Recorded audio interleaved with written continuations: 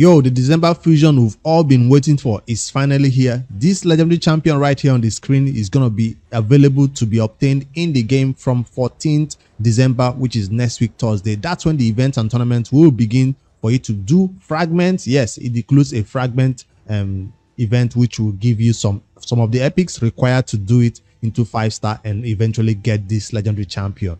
So in this video, I want to take a look at his skills, explain it to those early game players who do not know whether it's going to be worth going for or not. And then I'll decide in this same video whether my noob to pro will go for it or not. I'm glad they released it like 6 days ahead, so you can prepare a little bit if you've not been listening and doing all the fusion prep. And then at the end, I'll tell you whether this is one that you should totally skip or one that should never be skipped based on your level in the game. So let's head straight to his character design and see. Well, it's looking like Olaf. That's what I can say. It's Christmas themed for sure, and it has a big ice axe and then a wooden shield, all in the theme of Christmas, I guess. And yeah, huge antlers right here. Ogrin Tribes faction champion. He does look like the Ogrin Tribes for sure, and that's his character design. Straight up, I want to see what he's all about. Like I said, defensive base spirit affinity champion. His name is Blizaar the Howler. Now that's the last name that will have several ways to say, but Howler is how I'll say it. But that's his stats right here. Straight up, I want to see what his A1 is all about, whether he will be something that we want to skip out or not. The A1 attacks 3 times at random. Whenever we see an A1 that hits 3 times at random, we don't like it. But the fact that it hits 3 times is good because that's a 40% chance of placing freeze debuff, which can be booked up to a 50% chance of placing freeze debuff per hit. Now, if you know a champion who does something similar, is the one that we already use in the Fire Knight hard mode that we get from free from the Arena Clan Gold or something. But he is similar to that, but that's a higher chance of landing that freeze, and it's a triple hit, not a double hit like that champion does. I can't remember his name right now, but you know who I'm talking about. So it seems like they are creating a champion that we can use in the Fire Knight hard, because that's a content that is still very, very difficult. So from off the bat, the A1 looks like it's going to be extremely useful. Now, another champion who has a similar A1 like that is what's his name now? Gnot, the champion who also got through a fusion, and he seems like he's going to be a second Gnot, but not as good as a Gnot, because Gnot's A1 is a 100% chance of, you know, landing that freeze. It's not a 50% chance on that A1. So that's a far more better champion in terms of the A1 than this one. But he can pair well with Gnot if you already have him, or if he can even replace Gnot for those players who do not have a Gnot, or a triple hitter on the A1 that lands freeze. It's a 50% chance, but with the help of some masteries, you can boost it up to a 55 or even up to a 60% chance. I don't know if you could pick up the right mastery. So that's not a useless A1. So that's a good one. Let's hope they continue like this. So already I'm thinking Fire Knight, right? And I also read what they have to say about him. I forgot about that before I move on. And then on the A2, this champion removes any stun, sleep, fear, true fear, freeze, provoke, petrification debuff on all allies.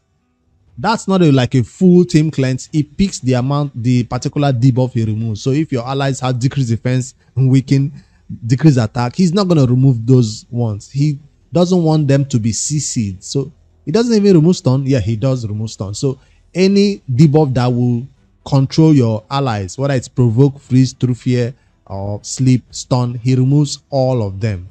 It's not a passive though. It's an active skill on the A2. Then places increased defense buff on all allies for 2 turns. Also places ally protection on all allies except this champion for 2 turns. So he's also an ally protection champion, which gives him the ability to be used somewhere outside the Fire Knight. So those players who don't care about the A1 freeze, now you have something to care about. Increased defense and ally protection is one that we always see in content like the clan boss, Demon Lord, or even in content like Hydra, where you have an ally protection champion doing some work to help your allies stay alive. So that's it right here. Not a total cleanse. I wanted to call it a total cleanse. It just picks any CC debuff that is on your allies. He removes it before placing that ally protection, which is going to make them stay alive, I guess, and then eventually get their turn. So it would have been awesome if that skill was actually a full team cleanse, like remove all debuff and then place the ally protection. But I guess they didn't want to make him too broken. That's why they just picked only he removes all the control debuffs and then places ally protection and increase defense. 2 debuffs that will keep you alive. So I can't see this. Is it a PvP debuff? I'm thinking of it more of like a PvE debuff than a PvP debuff. But I guess you can have place in the arena for this particular debuff for some special teams who don't want to be CC'd. But I don't think it's gonna be one that some people might even use this for content like the clan boss because of he removes stun. All right, on a 3-turn cooldown when booked, let's see the A3 if it makes it even any better.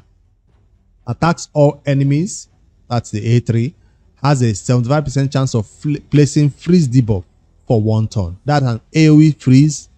It is a 100% chance of landing it when you spend books on this champion. I hope yes, it's 100%. It also has a 75% chance of decreasing the turn meter of all enemies by 30%. Where can this be used? Wave content, that's what I'm thinking, because obviously they've made it clear from his A1 and A2 that this champion is not like a damage dealing champion. He's more like a support champion. That's the way that he make his skills look. With high defense, he can survive those ally protection hits that are coming into him, and then this makes him even more of a control champion, landing freeze on an AoE on all the enemies. So he can help you with the wave content. If you're having difficulty with clearing the waves for that Fire Knight hard, this skills comes in handy to keep them frozen while you take them down slowly. So I don't think anywhere else this can be used. Of course, in all general content, freeze is okay, but for content like the Hydra or clan boss or even arena, freeze is not the best way to control your enemies. But I guess this can be used somewhere. The only thing I can think of is Fire Knight hard, but if you're in early stages, even Dragon, this skill can be used to control the enemies while he helps you. So with him on the team, he places the freeze first turn. Second turn, it does ally protection. Your allies can stay alive, taking down the enemy slowly until they get to it. So, but it's nothing new. This is not a unique ability. We have a lot of champions who do AoE freeze, but this one also decreases turn meter at the same time. 30% though. All right, on the passive, Abominable Snoggering. This champion's passive, whenever an enemy tries to place freeze debuff on this champion, instantly transfers it from this champion to that enemy.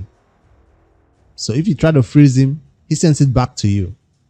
Who is trying to freeze us? Is this an anti-torment build?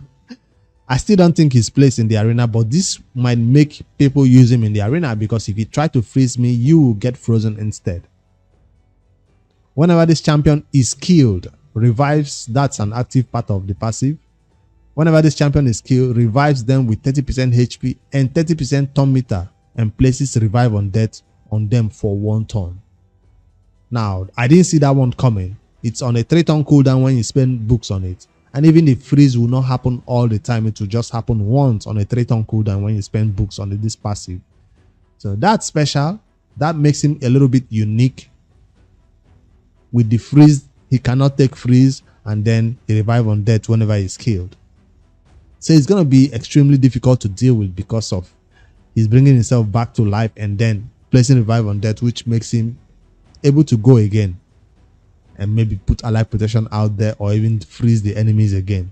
So from what I can tell from these skills, it doesn't seem like a champion that is a do or die. It seems like a normal control CC champion. It's not a damage dealer. The one thing that a lot of endgame players who are trying to build teams for that Fire Knight hard will appreciate him for is this A1 triple hit on this A1. Imagine a champion coming in 2023 December, and it seems like this A1 is the best thing out of all his skills. I don't want to judge him too harshly from my main account perspective, but for my noob to pro, this champion would be amazing for the All Green Tribes faction. That noob to pro is trying to get faction war done and get Lydia, so I will not be skipping out on him because of this amount of control he has on that faction war wave, and then eventually for the boss will be having some protection, removing the stun free. I don't know if that All Green Tribes has all this CC on us, but usually faction war bosses usually have one of these CC on us, but I don't know if that particular one for All Green Tribes have it. But for the wave content, he will be very useful for that turn meter decrease. And freeze, AoE freeze is one thing that I would not say skip out on. It's extremely useful in any content, any wave content, but it doesn't work against bosses. So I guess he against bosses, he will just be using this turn meter decrease by 30% for the boss. So that's his Blizaar the Howler December fragment plus old school fusion mixed together. You get fragments through and get eventually summon the epics, and then from the epics you'll be able to summon him eventually. So this is not a fusion you can save. So if the epics have not been released yet, we don't know anything about them, but when they do, some players might look at the epics and say they are even more better than him. I don't know. So some players might go for the epics and forget about him, but it's the month of December. If you're busy and you can't go for this fusion, it's totally understandable. It's not one that is going to be crazy good from what I can tell. Remember, these are all my first impressions about him, and I said I was going to see what Raid has to say about him. Let's see what they say about this champion in their own words, so I don't misquote them. They say Blizaar the Howler will be a great champion for hard mode Fire Knight Castle and for Arena. So I was right about the hard mode Fire Knight. Yes. Once I saw that A1, I knew. And then on they said he will also be placing freeze debuff with two skills, which is the A1 and the A3, with the A1 being a 3-time hitter skill that will definitely help take down Friar's shield. Yes, we are sure about that. While the A3 has a 100% chance of placing freeze debuff on all enemies and decrease turn meter 30%, something that will come in handy when dealing with the Fire Knight himself and for controlling waves. So I was right about that also. So Blizaar the Howler's A2 will be great for Arena. Ally protection in the Arena because of the cleanse maybe. And then it removes all control debuffs and places defensive buffs on the team. But just build Blizaar with high resistance and you are good to go against enemy crowd. How much resistance do you need on him? So you can do that cleanse. One will have Mighty Uko. We have in Stone Skin, that's what I'm thinking. People are already there in Stone Skin. We have Python. We have what's her name now? The one you get for free from the Hydra. All those champions are good at cleansing, full team cleanse, because decrease defense and weaken, decrease attack sometimes is one that you actually want to cleanse before your allies take a turn. So him not cleansing, decrease defense, decrease attack is kind of strange. He only cleanses particular debuff, control CC debuffs. So it's not going to be a good cleanser. That's what I'm trying to say. Even if you put high resistance Stone Skin and then he takes a turn to do a cleanse, he's just going to cleanse freeze and all that. Decrease attack cannot be cleansed. All right. Also, the Ogryn Snowman, that's what they're calling him, will be very annoying when it comes to passive skill, as Blizaar revives himself after being killed and places revive on death on himself with a reasonable low cooldown. Reasonable? 3-turn cooldown when booked. Is that reasonable? Okay.